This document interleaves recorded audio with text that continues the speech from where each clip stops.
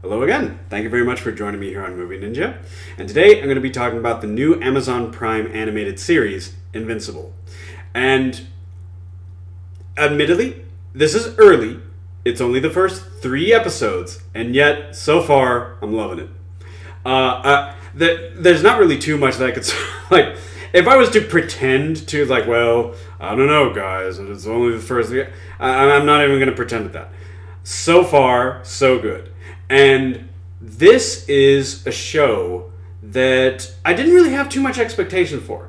Especially because, as I've talked in a recent episode, sometimes cross-media adaptations can be kind of tricky. So I wasn't exactly... I didn't have my my standards too high necessarily, because I wanted, okay, let's mediate this, especially since being a streaming platform show, this is one of those where they're going to do it piecemeal. They're going to give it to you week by week. However, fairly generous though, because every episode is roughly 40-ish minutes, and we get the first 3 instead of 1 or 2. It's sort of like the opener. In fact, the first season, as of this Friday, which, I'm going to date the video, why not? As of this Friday, when this video, when Amazon Prime releases this week's episode, half the season is already done. So, it is condensed, but it works. The thing is that Robert Kirkman and the team with Amazon have done a really excellent job of managing the mythos of this world and then presenting really rich, vibrant characters, which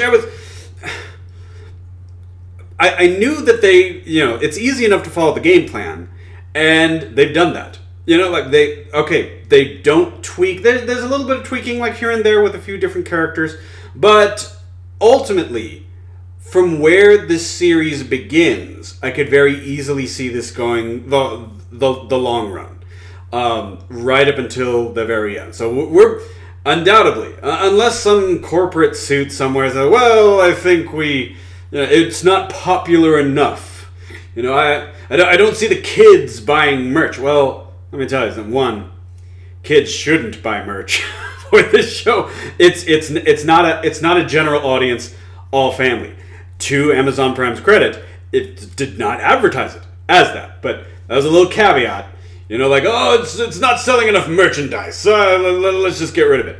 I really hope that there's not an Amazon suit that is that myopic with regards to the potential that this has, both in popularity as well as just a fun audience experience for the right audience. Okay, once again. Okay, so this is a story of Mark Grayson, who happens to be the son of Omni-Man, this world's equivalent of Superman, more or less.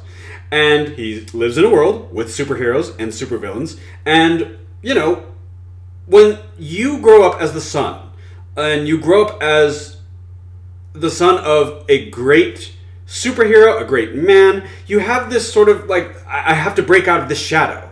I have to prove myself. Well, we have in the very first episode the establishment of the world, and we also have the origin story of who Mark Grayson is, aka Invincible, and his beginning exploits of pursuing a superhero career. Now, so that's essentially the first episode in and of itself.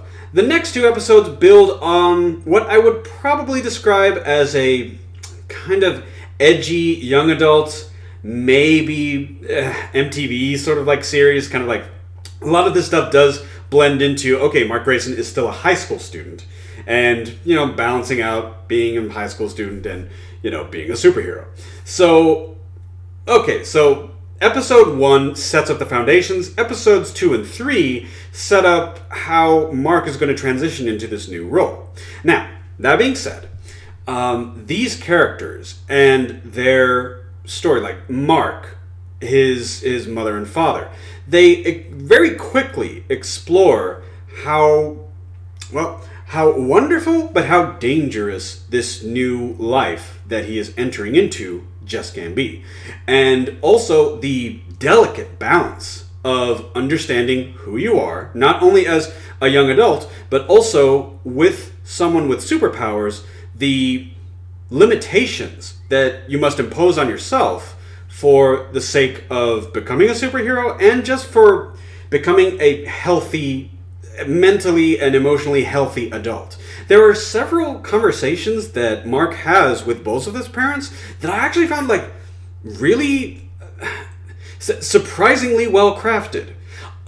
Understandably, these are conversations that this character should be having, but you would sort of like wonder if, like, you don't expect the writing to be this good this early on.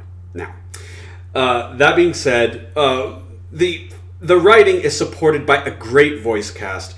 The voices of Steven Yeun, apologies if I mispronounce the name, J.K. Simmons as Omni-Man, as his father, and just a little side note, kind of sporting some Omni-Man hair myself, little spice, little salt and pepper.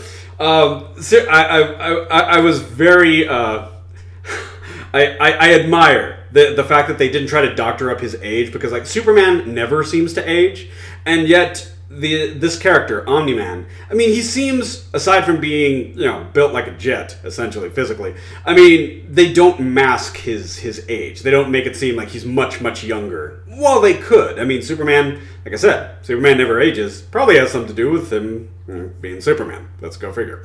But anyways, the balancing act between this superpowered father and this, well, the normal average like mom. She has a number of conversations within the first couple of episodes that really help to keep Mark grounded and really help him to understand who he is going to develop into here in the future. And I really admire that. But anyways, I was talking about the cast. So the cast is front run by Steven Yeun, J.K. Simmons, who just has the perfect voice for every dad in an animated series. And surprisingly enough, Sandra Oh. I say surprisingly enough because I don't think she's had too much voiceover experience. And the thing is that you can be an excellent actor. There's being an excellent actor, and then there's being a voice actor. There's a difference between acting while you're, on the stage or on a set, and you're trying to be part of a scene. And there is a key difference here. And acting while reading off of a script. And I think a lot, and we've seen this. We've seen this like many times when it comes to, big A-list stars that happen to be in like animated productions. And that energy, that vibrancy, like that commitment to the character on, in an animation cell going to be placed on screen. It's not quite there, but Sandra Oh really locks it in, and I really and I respect her for that. So that being said, these first 3 episodes, rather, like, they do hit certain like nails, to where like, okay, so now I see this is a Amazon Prime superhero show.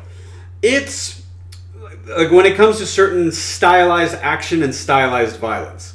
When I mentioned earlier that this reminds me of a blend of Justice League Unlimited and an XYZ film. Justice League Unlimited, I mean, this is what you cut your teeth on. Like if you grew up in the 90s, you remember that. You remember Justice League Unlimited, Batman the animated series, Superman the animated series.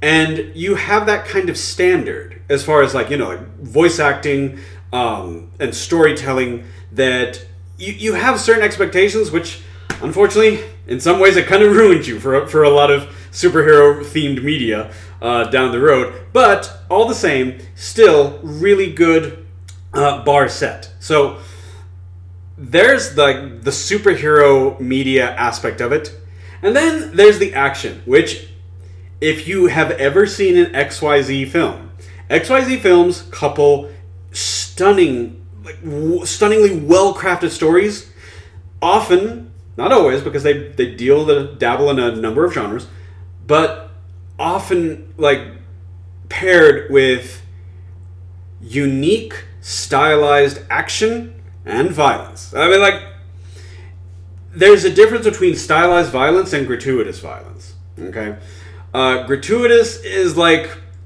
a grindhouse slasher flick. Where this is like, okay, it's just there. It's not just there as like garnish or window dressing. It's there because that's all that has to offer. But in XYZ, many XYZ films, they have it to where this accents the movie that we're seeing.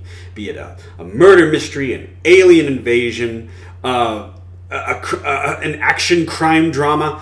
So that being said, okay, be ready and be warned that, okay, if you watch this series, it does get bloody and it may be a bit extreme at times, but it's not every single scene. It's not gratuitous. It's not there just to showcase gore. It's not, and that's one of the really great appealing things about it.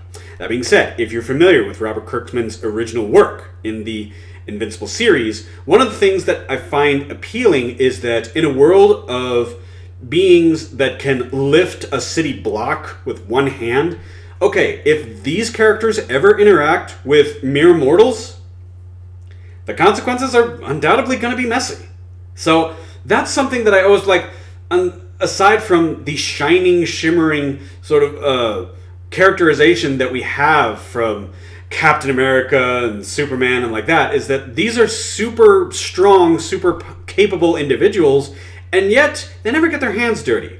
That's not bad, because a lot of the stories that they appear in do not attempt to be cynical, and that's fine. I'm not trying to propel edgelordiness or anything like that, but at the same time, it does stand out to fans that it's kind of impossible for these characters to interact with normal people and not accrue some type of collateral damage.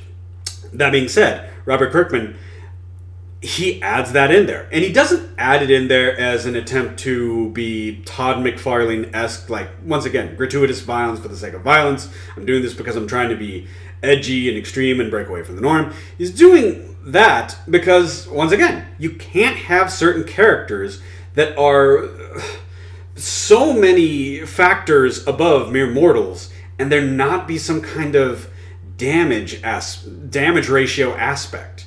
You know, these are characters that will undoubtedly be controversial for a number of incidents. Maybe unintentional, but maybe not. And once again, as I describe that, I would like to say, like, okay, if you have seen Amazon Prime's The Boys, you might be thinking, oh, this is just a tone that Amazon Prime is trying to set. It's trying to say, like, this is the type of superhero-esque show that we're going to push out there.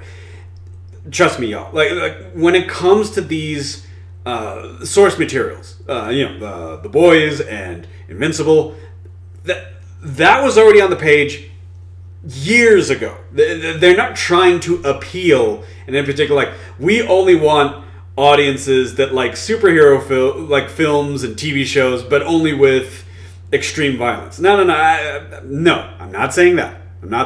I'm just saying that the world that Robert Kirkman set up is a world where unbelievably like overpowered superheroes, they might have some collateral damage. And so, as part of Mark Grayson's learning process, this is something that he also has to cope with. Is that sometimes, and I'm really trying to avoid spoilers here for the first 3 episodes, guys, so please bear with me. Sometimes you don't save everyone. Sometimes you can't save yourself. And that's the hard thing. Especially when you're a superhero. The idea is that you're supposed to be so capable that you can do anything and you can save anyone and everyone. And that's one of the big cruxes, the big tragedies of the superhero. You know? And this is something that is touched upon, and I have no doubt will be explored in future episodes.